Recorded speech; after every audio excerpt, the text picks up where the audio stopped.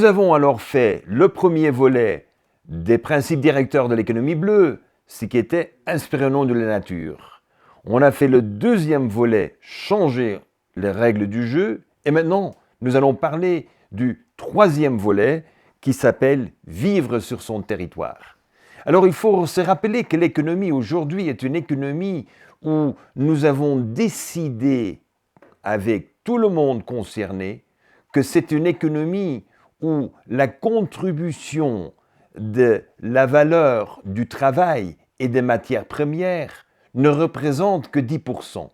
La grande majorité de la valeur ajoutée d'un produit pour lequel on est prêt de payer, c'est la distribution, c'est le marketing, c'est la logistique, c'est tous ces services qui viennent autour de la main-d'œuvre et des matières premières. Et c'est là, c'est la raison principale pour laquelle aujourd'hui on n'a plus d'impact sur l'économie locale. On ne vit plus avec les produits qu'on achète et les produits qu'on consomme, on ne vit plus son territoire. Et c'est là où nous devons faire une transition importante proposée par l'économie bleue qui nous permet de vivre le territoire. Parce que c'est évident, quand dans la valeur totale que nous payons pour un produit, il n'y a que 10% réservé pour le travail, le boulot et pour les matières premières, eh bien c'est évident que c'est le consommateur qui paye pour le financement, le transport, le marketing, la logistique.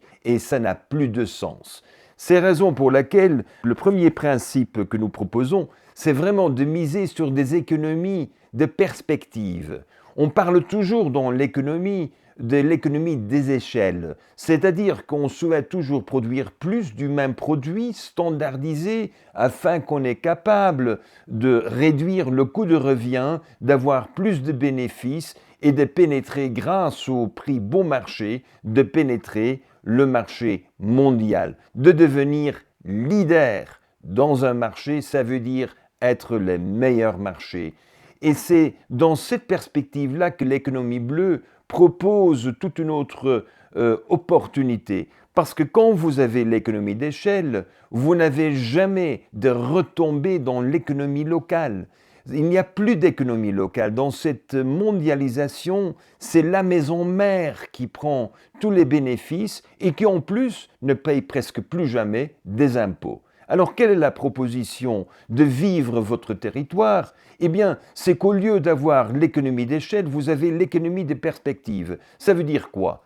C'est-à-dire qu'au lieu d'avoir un produit avec un marché bien ciblé, eh bien, vous allez avoir multiples produits. La force de cette proposition, c'est que ça vous donne une opportunité de générer beaucoup plus de valeur ajoutée dans votre territoire et ça vous donne la possibilité d'avoir une plus haute résilience parce que les crises, c'est normal, les fluctuations sur le marché, c'est tout à fait normal. Il faut qu'on s'y adapte et raison pour laquelle on a besoin de la résilience. L'économie bleue, quand même, ne veut pas du tout se mettre sur une économie d'échelle où vous pouvez transporter le produit très beau marché, le monde entier. Nous regardons surtout l'opportunité de pouvoir apporter votre produit sur un périmètre peut-être seulement de quelques kilomètres.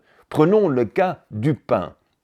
Aujourd'hui, la grande majorité des pains vendus dans le monde entier sont des pains fabriqués dans des industries et la boulangerie n'est plus qu'un lieu où on va chauffer un pain surgelé afin que vous pourriez le vendre comme un pain frais.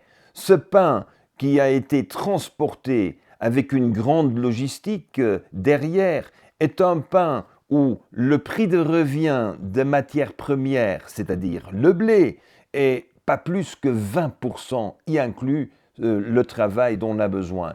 Tout a été robotisé, tout a été automatisé. On a fait un max possible pour éliminer toute la main-d'œuvre, raison pour laquelle sur le pain aujourd'hui, on a dû diviser le marché en deux, le pain artisanal et le pain industriel. Mais le pain artisanal, est-ce que c'est vraiment un apport à l'économie locale. Ça dépend du four qu'on a choisi. Est-ce qu'on a un four qui ne fonctionne que quelques heures la nuit afin d'avoir la baguette prête le matin, ou est-ce qu'on a un four qui fonctionne 24 heures sur 24 avec des énergies renouvelables, qui nous permet d'utiliser le four pas seulement pour le pain, mais peut-être l'après-midi pour des pizzas?